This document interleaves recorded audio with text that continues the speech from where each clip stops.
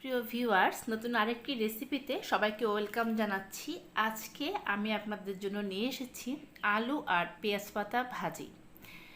এই ভাজিটা করা খুবই সাধারণ একটা রেসিপি, কিন্তু এটা কিন্তু খেতে সত্যি খুবই অসাধারণ লাগে যদি রান্নাটা ঠিকমতো করা যায়। স্পেশালি যারা নতুন রাঁধুনি আছেন তাদের জন্য আমার আজকের এই রেসিপি। তারা এই রেসিপিটা ফলো করে বাসায় খুব সহজে এই রান্নাটি করতে পারবেন। তাহলে চলুন রেসিপিটা শুরু করে দিই। প্রথমেই আমি এখানে কিছু পেঁয়াজ কলি এরকম ছোট ছোট পিস পিস করে কেটে নিয়েছি, আর আলু দিয়ে যেহেতু কাটবো তাই আলু এইভাবে ঝুরঝুরি করে কেটে নিয়েছি। দেখুন, আমি কিন্তু একবারে ঝুরি করে কাটিনি, একটু মোটা করে কেটেছি, আর পেঁয়াজ কুলিগুলোকে একটু বড় করে আলুর মতো করে কেটে নিয়েছি। এই আলু আর পেঁয়াজ কুলিটা সমানভাবে নিতে হবে, অর্থাৎ 5-6টার মতো আলু নিয়েছি আর 1 আটি পেঁয়াজ কুলি নিয়েছি। এখন কড়াইতে আমি দিয়ে দিয়েছি সাদা তেল। এই ভাজাটায় তেল খুব একটা বেশি দিতে হবে না, প্রায় হাফ কাপের মতো তেল দিলেই ভাজাটা হয়ে যাবে। আমি হাফ কাপ তেল দিয়ে নিয়েছি। তেলটাকে প্রথমে খুব ভালো করে গরম করে এখানে আমি পেঁয়াজ কুচি দেব। এই রান্নাটা কিন্তু পেঁয়াজ কুচিটা একটু বেশি দিতে হবে, তাহলে এই ভাজিটা খেতে বেশি ভালো লাগবে। আমি এখানে 1 কাপের মতো পেঁয়াজ কুচি দিয়েছি। কেউ যদি এতটা পেঁয়াজ দিতে না চান সেক্ষেত্রে পেঁয়াজের পরিমাণটা একটু কমিয়ে দেবেন, কিন্তু পেঁয়াজটা একটু বেশি দিলে ভাজিটা খেতে বেশি ভালো লাগে। এবার পেঁয়াজটাকে তেলের মধ্যে হালকা একটু ভেজে নিলাম। এটা ব্রাউন করার দরকার নেই, হালকা একটু নরম করে নিয়েছি। এবার ধুয়ে রাখা আলু আর পেঁয়াজ কুচিটা আমি দিয়ে দিলাম। দিয়ে এইটা আমি 2-3 মিনিট হালকা একটু ভেজে নেব। আমার এই রেসিপিগুলো যদি আপনাদের ভালো লেগে থাকে তাহলে আমার চ্যানেলটা সাবস্ক্রাইব করে পাশে থাকা বেল আইকনটা বাজিয়ে দেবেন। আমি আমার চ্যানেলে যখনই কোনো রেসিপি আপলোড করব আপনি সবার আগেই নোটিফিকেশন পেয়ে যাবেন।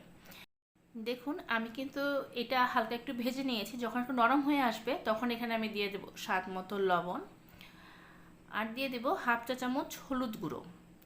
এই লবণ আর হলুদটা দিয়েও আমি এই আলু আর পেঁয়াজ কুচিটাকে হালকা ভেজে নেব। আমি কিন্তু এখানে কোনো শুকনো মরিচের গুঁড়ো দেইনি, আপনারা চাইলে শুকনো মরিচটা দিতে পারেন, তবে আমার কাছে এই ভাজিটার মধ্যে শুকনো মরিচের গুঁড়োটা ভালো লাগে না, এই জন্য আমি স্কিপ করে দিয়েছি। শুকনো মরিচের পরিবর্তে আমি এখানে কাঁচা মরিচ দেব। আমি এটাকে খুব ভালো করে কিন্তু হাই হিটে এটা ভাজিটা করছি। চুলার আঁচটাকে বাড়িয়ে রেখে ভাজিটা করতে হবে, না হলে কিন্তু এই পেঁয়াজগুলি থেকে জল উঠবে এবং এগুলো কালার নষ্ট হয়ে যাবে আর অনেকটা গলে যাবে। আমি কিন্তু পেঁয়াজ কলিগুলোকে সম্পূর্ণ একদম গলিয়ে ফেলবো না, এটা হালকা একটু কচকচে থাকবে কিন্তু নরম হয়ে আসবে, সেটা খেতে বেশি ভালো লাগে। এই ভাজিটা গরম ভাতের সাথে সবচেয়ে বেশি ভালো লাগে। আপনারা চাইলে কিন্তু সকালবেলা রুটি বা পরোটার সাথেও খেতে পারেন, খেতে খুবই ভালো লাগে। এখন যখন ভাজাটা অনেকটা হয়ে আসবে আমি এখান থেকে 4-5টার মতো কাঁচামরিচ মাঝখান থেকে চিড়ে রেখেছিলাম সেটা দিয়ে দিলাম। এটা ঝালের জন্য দিয়েছি, আপনারা যে পরিমাণ ঝাল পছন্দ করেন সেই পরিমাণ কাঁচামরিচটা দিয়ে নেবেন। খুব বেশি একটা ঝাল দিতে যাবেন না, তাতে করে কিন্তু ভাজাটা খেতে বেশি ভালো লাগবে না। যদি কেউ ঝাল বেশি পছন্দ করেন ঝালের পরিমাণটা বাড়িয়ে দেবেন। আমি আমার পরিমাণ মতো দিয়ে নিয়েছি, দিয়ে এটাকে খুব ভালো করে আমি ভাজি করে নিচ্ছি।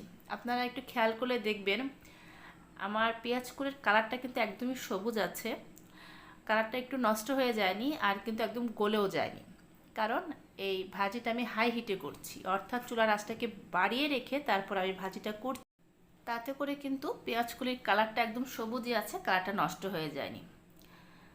আর এটা কিন্তু কন্টিনিউ এরকম নাড়তে হবে, না হলে নিচে লেগে যাবে, ভাজিটা পুড়ে গেলে কিন্তু খেতে ভালো লাগবে না। আমার ভাজিটা হয়ে গেছে, আমি এর চেয়ে বেশি আর ভাজি করব না, তাতে করে কালার নষ্ট হয়ে যাবে।